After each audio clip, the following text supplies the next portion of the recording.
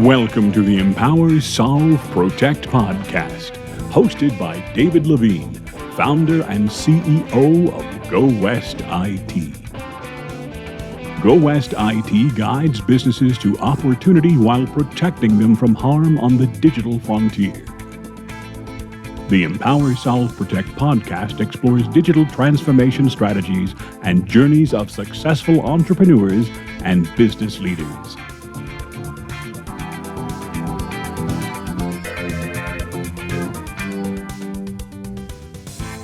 All right, Tracie, thank you so much for agreeing to talk with me today. I'm excited about this conversation. We've known each other for a while and we've had great conversations before, so I'm excited about how this will go. I want to introduce you to everybody else here.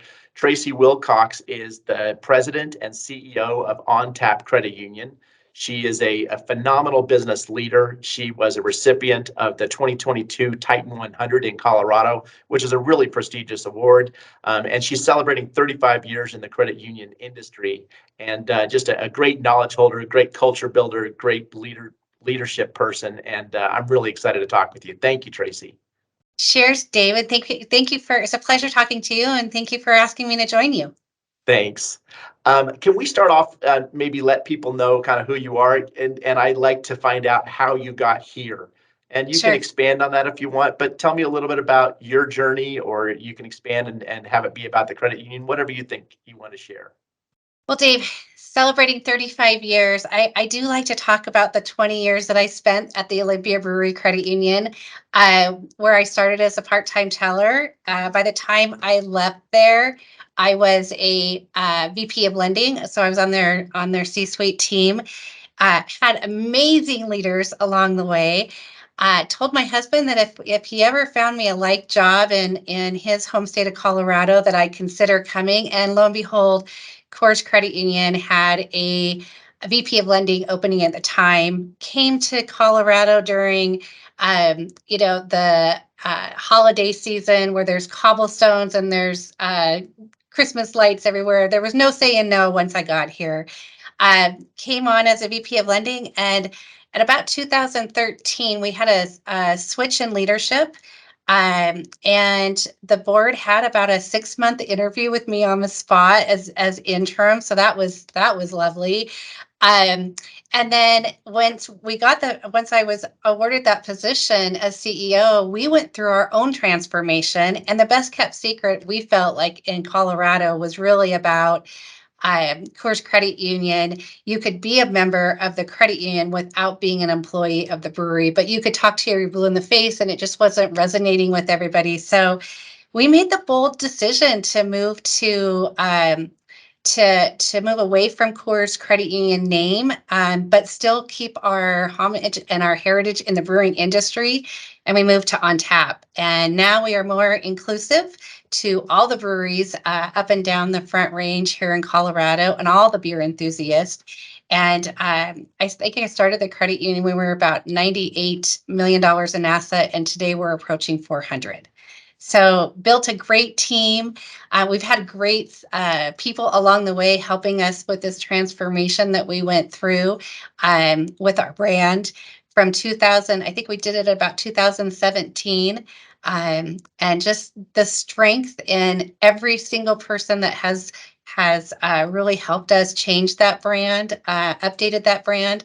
It's been a phenomenal ride. It's truly been phenomenal. Yeah, that's great. I will tell you, I follow you on LinkedIn, and I'm sometimes jealous. The market that you serve and focus on seems very fun. So I've seen you visiting breweries on your motorcycle. You're a motorcycle rider, and I know a little bit about the Pink Boot Society, and that looks like a really fun way to spend your time, which is, hopping around to breweries, marketing. And I've seen you take up causes alongside those breweries that are really important for the Colorado communities. Breweries are such a phenomenal industry for Colorado and the Front Range. It's so much fun to have breweries around, and now distilleries too. Those are filling the Front Range. But I'm jealous sometimes about the things that you're out there doing in the name of marketing. I think the one thing that is really parallel is that just realizing that beer brings people together. And if you look at the breweries and you look at the credit union space, they're really parallel lives. We're dealing with the same kind of consolidation in the industry. We're dealing with the same kind of regulation. They've got, oh my gosh, the alcohol piece regulatory. I thought our side was challenging. And then the causes that they go after, it's people helping people. That's why I got into this business. It's all about the people. So Yeah. we had a great, we actually visited 85 different breweries on I was riding my Harley, and we had a business director that had a Harley too. So we really loaded up and helped people during that time of COVID where sales were down, and we loaded up and brought it back for giveaways and gifts to others. But it was fun. It was really fun to get out there and really see what was going on in the community during the hardest times of our lives, right? Yeah. Well, thank you for that work that you do. Do Thank you you. mind if we shift a little bit and talk about digital transformation? Absolutely. I know your industry. A long time ago, I was a banker.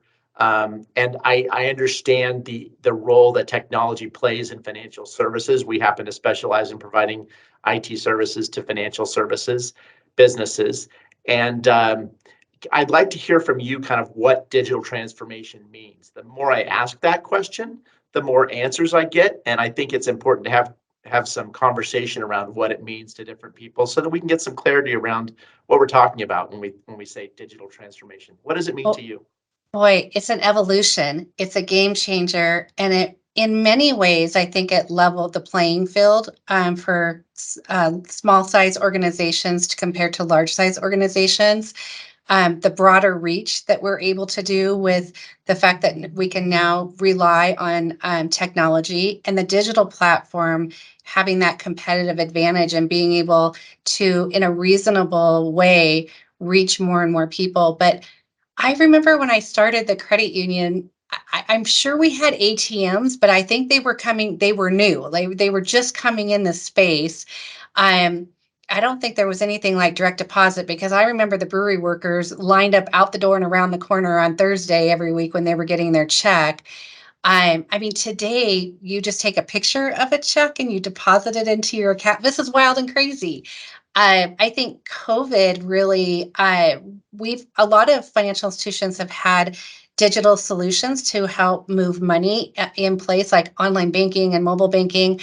The adoption rate, I think our adoption rate was pretty high prior to COVID, but it has definitely changed the branch traffic today. More and more people are now more comfortable with online technology and being able to do that. But it's transformation. I think in some ways that's past. I just feel like it's just an evolutionary, it's constantly evolving, and it keeps us relevant. I think the challenge is um, that as we want to try to provide really strong convenience to our members, there's a flip side to all of the digital technology and just the security that we have to uphold.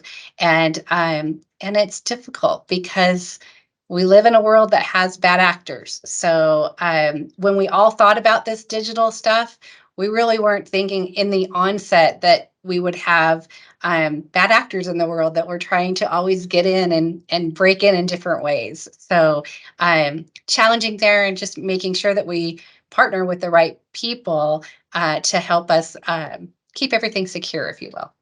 Yeah, I get that. I'm a very paranoid person. In fact, we get paid to be paranoid when it comes to cybersecurity. So I understand that. I think there's another flip side, and I want to ask you a question about maybe how consciously you've dealt with this. But as the digital transformation occurs in financial services, it really makes it easier for people to uh, stay distanced from their financial institution at a Yes. personal level. So Yeah. you can deposit with your check on your phone. To the extent that people are using cash anymore, you can visit an ATM.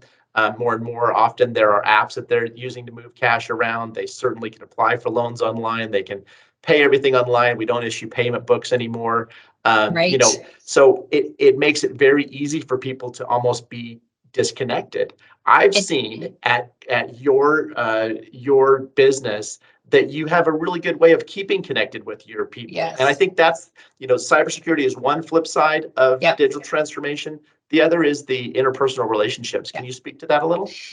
Yeah, just the engagement and trying to mirror what you're, I think is challenging, trying to mirror what you can do in person to what you can do online. And one of the things that we are really, I'm really excited about this is our AI component, being able to really understand. We've got all this data at the credit union, and it would just make sense that if a member tried to reach out to us in any way, that we would know exactly who they are at that time. And sometimes it's just getting our technology, thinking about our technology and the delivery of that technology in a new and different way. And I think with the AI solutions out there, being able to really understand and tailor each member with a crafted solution and an approach that's not just come one, come all. I think this is exciting times, very exciting. For sure. Tracie, I think what you just said is one of the reasons you're a leader. I'm actually participating in a workshop this afternoon on AI, both from the standpoint of what opportunities it brings, and then also the risks that it The risk that it introduces. takes, And yes. so I'm looking forward to that opportunity. I think business leaders today, if you're not actively thinking about where AI sits in your transformation, then Yes, you're probably already behind the curve. I think it really takes people diving in a little bit, getting some hands-on exposure, a yep, lot of reading to even start to ideate around how you're going to leverage this. I think there'll be a yes, wave where most businesses buy AI off the shelf, right? We're yep, buying an AI-enabled platform or a product. But there's also this wave coming pretty quickly where even small businesses, the size of Go West IT and yep. OnTap Credit Union, we're going to be able to come up with ways that we can very uniquely use AI Yes, that will differentiate us from our exactly. competitors. And Game that's changer. exciting, Yep, very exciting. yep, Yeah, exciting. yeah. So tell me a little, I know you're a big culture person. Tell me about, the transformation that your business has been through, maybe through COVID or just recently in terms of culture. I'm bringing that up again because I've seen some of the things that you do and it's just so exciting. I'm backing up to prior to COVID. We do operate under a flexible hybrid work model. And we've done an excellent job. We just came off the biggest year we've ever had. The credit, it was historical. Um, so we're very proud about that. But I think what I'm most proud about with our culture is, a lot of times leaders will get C-suite will get in the room and they'll define the culture. And it's like, that is so backwards. Like, we don't define the culture. The culture is already defined and it is defined by your team. So we really struggled with this and we were having a really hard time bottling it up. But what we did do is we gave it back to the team and they came up with a keg of excellence. And I love it because it stands for kindness, elegance, and genuine. And when we talk about elegance, we're really talking about simplicity. Just keeping everything simple, being kind. And there's a difference between kind and nice. Nice is you're not going to tell somebody that they've got lettuce in their tooth, but being kind, you're going to pull them aside and have those conversations. So what I'm saying is, you still have some difficult conversations, but you're being respectful and kind. And I think that this is a putting this out there and making sure that it's in our performance review. We talk about it all the time. We 360 each other on this, and we're always trying to make that culture better. Um, I think that it's such a team effort. You really notice once your culture is defined, you really notice who's flying outside of that, and you can quickly bring people back in. But we just try to be very mindful of crafting a really unique member experience and a really unique employee experience. And I think as we went through COVID, within 48 hours, incredibly proud of my team. We never even tested that before to be, taking calls and whatnot from home, but we were able to have everybody at home within 48 hours. And we were in a remote status that we'd never been in before, people pulling together, doing these Teams meeting in a different, why weren't we using the video conferencing, even with our members? Like, this has been out there forever. Why weren't we doing those things? So I'm really, culture really matters. And I think that as we're attracting new talent, it's one of the very first things that the candidate will share with our director of culture stewardship, with it, which in most shops is called HR, but it's a director of culture stewardship at our shop. And that's music to my ears, because you create a great culture and people want to be a part of it. I agree. It's a lot of fun. And we've gone through similar journeys in that regard. And our word for kindness is caring. It's one of our core values. And if you're a caring person, sometimes you have difficult conversations, for sure. Yes. In fact, that is the caring thing to do. Right. Ignoring it, not talking about something that's a problem is not Not caring. healthy. So Yeah. yeah. If you wouldn't mind, we'll kind of start to wrap up here. Can you tell me something, as a phenomenal leader, something that you know now that you wish you'd known earlier in your journey? Oh, I have one. It's exciting to me. So we've all read and have our top probably 25 books that we've read, and we kind of keep by our side, and we follow and try to implement in our shops. But I recently came across a book was given to me as a gift for that Titan 100 award, and it was called Traction by Gina Wickman.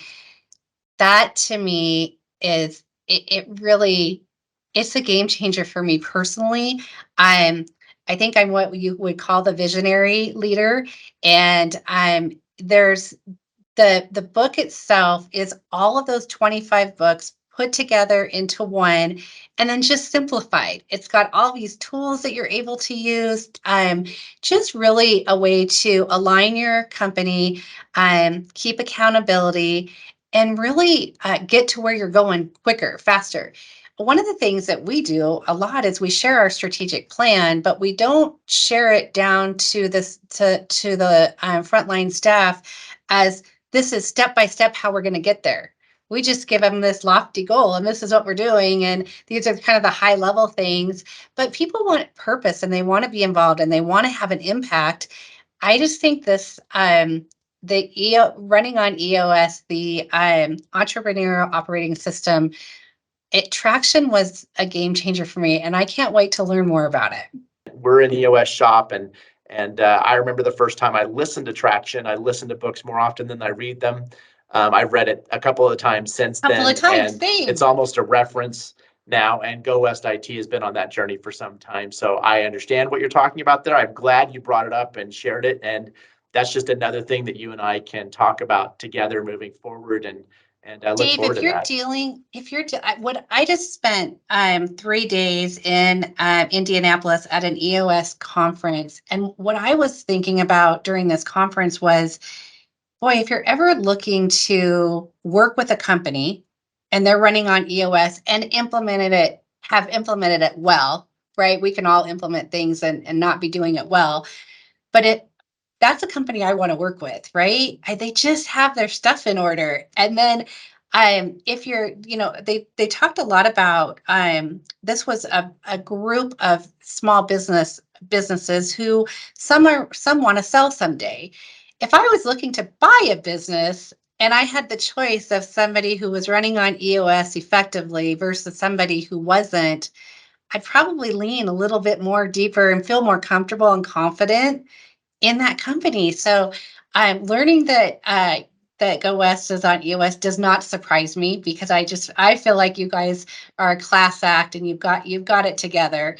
You always deliver. There's no dropping the ball, and I get it. And if you've been doing it, I think you shared 5 years. That's remarkable. That's really exciting. I can't wait to talk to you more about it. Yeah, it's very kind of you to say. I appreciate you saying that. Well, Tracie, I'm going to wrap it up there. I want to be respectful of your time. I Thank so you. appreciate the conversation today. Look forward to many more. You have a great rest of the year. Thank you. Cheers. Bye. If you enjoyed this episode of Empower, Solve, Protect, please subscribe, like, and tell a friend. The Empower, Solve, Protect podcast is sponsored by Go West IT, your expert guide to the digital frontier.